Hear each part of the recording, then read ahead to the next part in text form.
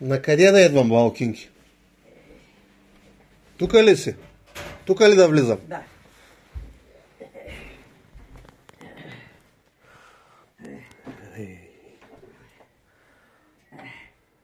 Бабата тук е под слона. Ами, добре, какво? Печката на дърва, уютно, топло. Дърва има. Добре. Где да седна? Тук може ли? Свободно ли? Добре. Тук ми направиха машинка. Какво я развалям? Чува някой път не чува. Какво не знам. Имаш слухов апарат ли? Виждам го, да, сега го видях. Да. Тук може ли да сложа якито? Ти имаш. Добре.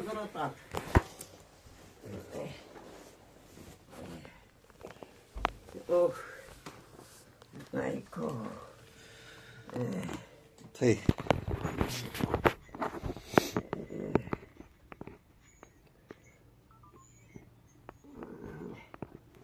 Чуваш ли се? Чуваш ли? Чувам, ама... изкуствена работа. Не е ли твоето тяло?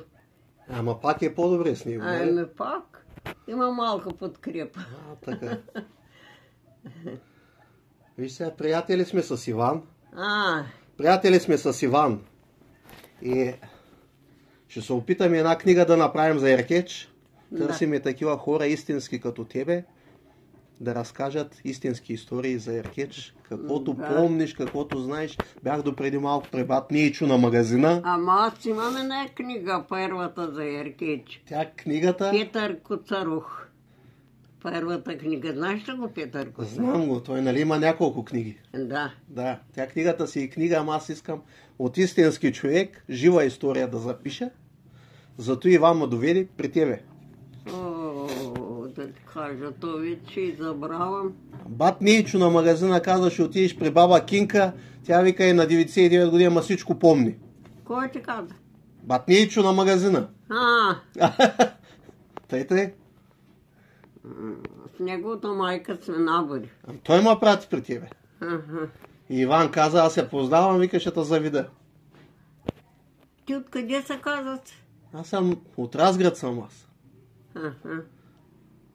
Бая далеко е. Едно време Бургас беше далеко. Бургас ли? Мали е ходили чако Бургас. Представи се. Ти знаеш ли аз да ти разкажа една еркешка история, като каза Бургас? Кажи. Първи еркечлия, дето си купил кола, отишъл в Бургас и се върнал. Да. И като се върнал, другите го питали. Ей, кавадар, как е вика тази кола, добре ли? Но отива ни кай рахат. Ама навръщане ми се скриви врата да гледам кай назад, само и наскоро сложили. Той отижел напред и се върнал назад, не обърнал колата. И пътувал бая дълго, само и наскоро сторили. Така беше. Така. Нема весело. Няма весело? Нямало весело. Няма. Моя баща са 4 брата и 6 сестри. 10 общо. Направиха обща среща. 440 човека. Пък колко са починали, пък колко не са дошли. Да. Кога е било това нещо? Кога е било? Баща ми е роден в майка 990-та, той най-година по-голям. Да. Ама срещата кога е била, дето се е правили? Не знам. Тя Иван може да помни. Той от нашата 60 и коя година беше. Ясно. Да. Народ. Да. А сега годините станаха други, селата се изпразниха и градовете се изпразниха, да ти кажа. Останаха само големите градове. Другите градове няма хора. Аз имам дъщеря в Поморие, двете са в Бургас. Поморие каза зрите баба. Той в Поморие няма хората и да се движат, вика. Няма. Ние, вика, сме на етажа, 2 човека има до нас и ние сме на първи. Да. Ами, какво ще има, бе? Какво ще има? Деца няма. Пият. и да им са пълни джобовете. Да? Да. Завист. Вярно е. Завист. Вярно е. Като гледам тук телевизора, че думам, Боже, вишист, сно виж, 2, 10, той кайл няма от голямата наука. Те сега вижте образование с пари ги купуват, те не ги учат. Ага. И какво ще знае? Нищо няма да знае. Нищо няма да знае. Да. Дипломата акъл не дава. Нали? Да. Пък на време с блъскотия. Тъй. Моя баща е излязъл само с един търнокоп. Ще се жена брат, но няма стая где да ядат булката. И той заминувал той да майка откъдето и отива там. И с него търнокоп дядо на майка баща е дал нивата да се направи там къща. Да. И се представя чирак горе мелницата, дядовата Найденова мелница е горе. И те има дъскорезница, деска от Ларна в Провадия. И кое беше другото село? Той се изселгал и се имал бахче и мелница, този дядо Найден. Да. И тук като каца средата горета. И докарва да реже дърва, дески, всичко. И баща ми се представя там и почва тук къщата и той казал, Липчо, за дървен материал няма мислиш, аз отговарям. На те. Да. И направил хубава къща. Тогава на тя година на Липчанство къщата най-хубава.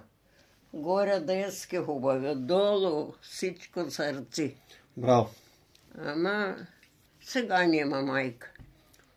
Нема. Веки уморен, убит, ще вземне нещо да пипне. Той не може. Разклина. Виж децата, хубави деца, и не неделя здрави, не болни. И не здрави, не болни. Да? Годините се смениха. Много болести дойдоха, хората се промениха, не са същите. И едната изкуствена. Точно тъй. Да. Сега че аз постя, като почнем да постим, майка дет ме се лява квасе. И тури не ченджера на пълницата и разтри от този квас. И налей ходета там и хляб. Надробим хляб един гивич. Го надробим и го залей с той тархане. Да. И отгоре тури червен пипер и са насербане. И вкусно. А? Да, и вкусно. И вкусно. И влашане. Ем сиромашка манджа, ем вкусна. Да. А, те. Да. Влашане като мамуляно брашно. Тринца. Рязана чурбе. Тя споста той. На кое се вика тринца?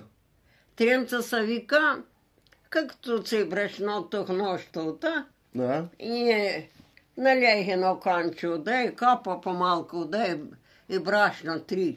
Да. Не се заловявам да се преска. А защото 3 оттам е тринца, Да. да. И я отри, и тогава имаше търсеник с по-големи дупки. Като я отсей, Да. и одета ври, Да. и спусти тринца. И ние днеска ядахме тринца. А, те. И така. Ма гладни не сте останали. Да. Влашаника смилят мамуленото брашно. От мамуля. Брашното. Да. Го смилят и тук го отсеят с по-гъс търсиненик и заври одета и тургат брашното и точилката, де точат маниците. И с нея веркат. И влашаника готов. И отгоре гледаме тогава с камуш. Варим петмис. Да. И най-голяма таве, като го изсипе в тавета майка и обиколим синията и се насерваме. Тъй. Като цял жена с 13 човека бяхме на синията. Ти тук ли си родена, Феркеч? Тук съм. Тук си родена. Тук пораснала целият живот тук, тъй ли? Цели 26-та година съм родена. 26-та година. Да. И така е живота. да. С блъскотия, с труд са живеели. Да. И моята баба някъде беше там около твой надвор. Да. Ама почина. Преди бая години. Ти тук какво си работила, като си живяла цял живот? От 14 години съм почнала да копая с майкина. На лосто да копаеме, мамули да копаеме, да зариваме, да женим. На жето идем и баща ми викаше, докато не си напълниш ръката с колата, няма да се учиш да се издигаш, да удриеш един път и да се изгадиш. Как жените? С паламарки или без паламарки? С паламарки и сърп. Ама той и селско-стопанската работа. Ами иначе някъде на заплата работила ли си? Не. Нямам на заплата. Само домашна работа, тъй? Да, и като дойде ККС-то, там пък. Там в ТКЗС-то? Да. Там си била на заплата, значи? Да, там на заплата. Там на заплата. Влязаме 60-та година. Какво си работила на заплата там? Ами какво съм работила? Тютюн семе, саждаме, бирим. Почнаха... Какво е? А то Иван. Да женям, сетне додаха комбайните. Да. Ти почнаха пък и до край така. Тук къде сте го гледали този тютюн? То по тези байри? Имало ли тютюн тук? Или някъде надолу сте слизали? Какво да ви? Тютюна къде е бил посят? Тютюна нивите, тук като нагазват село. Насам като идиш от десна страна. Да, къде? Там. И тук пак. Защото тук по байрите не става, където има ниви, там ли? Да. По нивите го цеем. Добре. Значи от 60-та година в ТКЗС-то. И вода 10 годишно дете го издигам 2 часа и го вода смена да бери. Да. Вот съм го водила. Отидахме, верим куп женча, отойдаме. Отидахме там, моето дете го нема. Ам сега? Сега кой ще вращам се обратно на горкото, край едно кладенче легнало и заспало. Те. Да. Хубаво, че нищо не му се е случило. Какво ще набере той дете? Кажи. Добре, че живо и здраво. Да. Другото няма значение. И тогава сигурно всичките в кооперацията сте работили, цялото семейство. Да. Да, нали? Мъже ме беше земновод и работиме, събрана там 20-30 човека. И той каза, нет, стой, ще правим утре той, редяха ги. И как беше живота тогава? По-добър ли беше от сега? По-хубав ли беше? Първия път много не плашаха. Тодор, като почнал да командва, хич ден няма да останем свободни. Пък то беше веселбе. На 4-5 километра търгаме ръцата и го носим на нивата за 50 стотинки. Да. Да. И 3 лева изкараме, 3,50. Да, добре, ама сега селото празно, няма 100 човека да живеят. По него време колко хора живееха? 440. 440. Да. И всичките работеха в ТКЗС. Имаше и да не се влезли. Да. Имаше. Ама селото беше пълно. Пълно беше. Училище имаше, деца имаше. Училище имаше. 400 и колко деца бяха ни, като бяхме. 2 класа първо, 2 второ, 2 трето и 2 четвърто и до 3 клас. Чакай малко сега. Ти викаш 440 деца имало. Да. Преди малко казваш 440 човека имало. Ама... Че ако сметнеш и децата и хората, те станаха 1000 човека. Чакай сега, може да греши. За децата не мога да кажа. Ама ние сме 44 човека, 26 набор. Само 26 набор сте 40 човека. 26, 44 човека родена, 26. Добре, ама аз те питам, цялото село колко беше по него време? И деца, и възрастни, и пенсионери, всички. О, не да знам. Долу-горе. Не да знам, 400 къща. По 3 на рядки места имаше по 2. По 7, по 8. 400 къщи пълни с хората, е ли? Пълни с хора. По колко хора средно в къща? По колко? Ние бяхме 4 деца и булка доля 5. 7 човека, 8 човека, 10 човека. Значи 6-7 средно в къща. Да, и по 5 че имало. Да, аз казвам средно. Да. 400 къщи по 5 са 2000 човека. Не мога да кажа. Те може да са писани там в съвета. По твоите думи долу-горе толкова си идват. Идват. Да.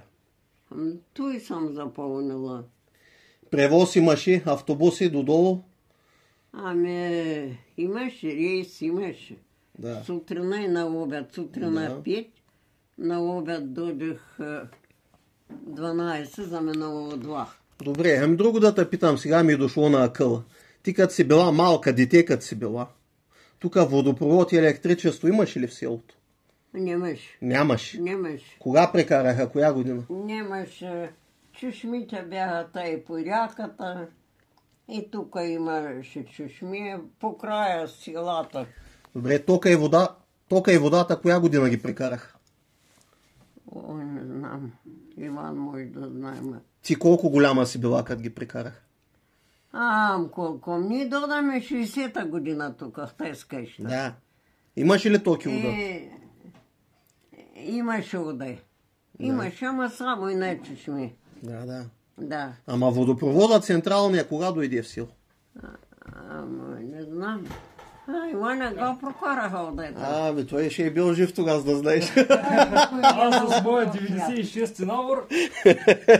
Кога ще пак 67-8? Ние додаме 60-та, бе. Имаше ли вода тогава? Имаш. Чешма? Да, 60-та. Водата моя желязка я прокара. Не знам той кога е бил кмет. Кога е бил? Кога са го избрали? Колко година стоя, бе? 30-40 години ще е стоял.